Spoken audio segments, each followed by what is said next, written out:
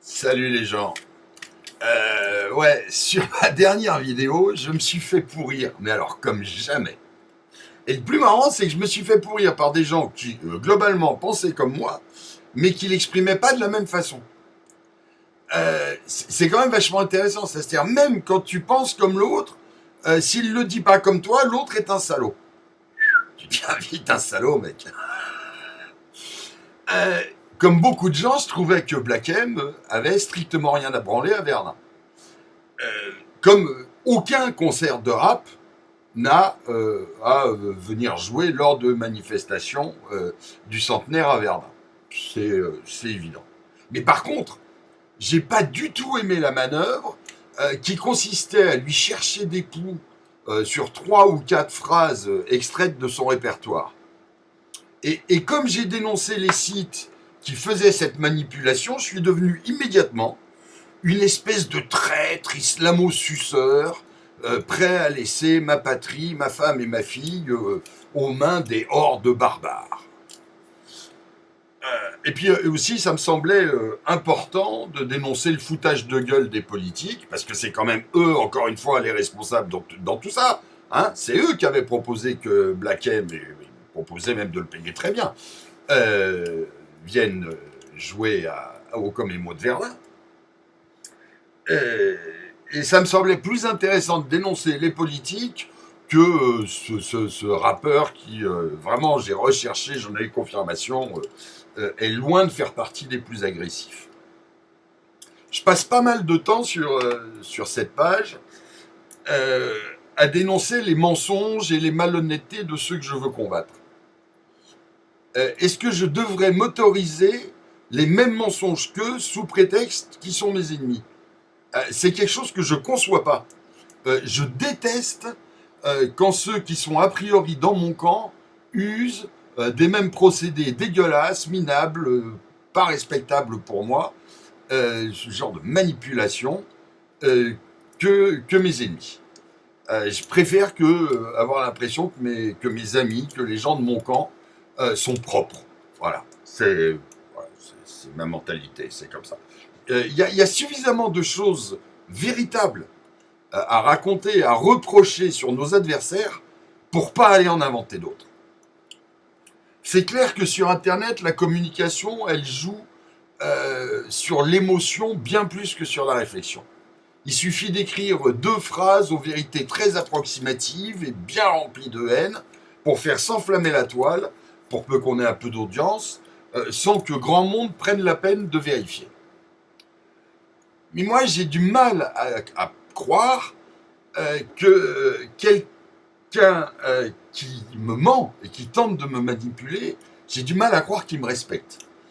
Et bizarrement, j'ai du mal à me sentir copain avec quelqu'un qui ne me respecte pas. C'est pour ça que je me suis permis quelques piques contre le site Braise Atao et d'autres. Il fait partie, avec un autre site comme La Gauche m'a tué, de ces sites qui sont profondément malhonnêtes. Ils prennent une info plus ou moins vérifiée, n'hésitent pas à la travestir un peu, à l'exagérer, à transformer un cas particulier en une généralité, et ils poussent les gens à l'indignation. Mais bordel, il y a bien assez de choses lamentables sans qu'on se sente obligé d'en inventer d'autres.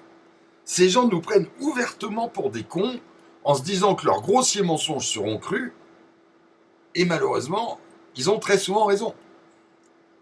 Je prétends pas être plus pur ou de meilleure foi ou plus honnête que n'importe qui d'autre, mais j'aime pas le mensonge.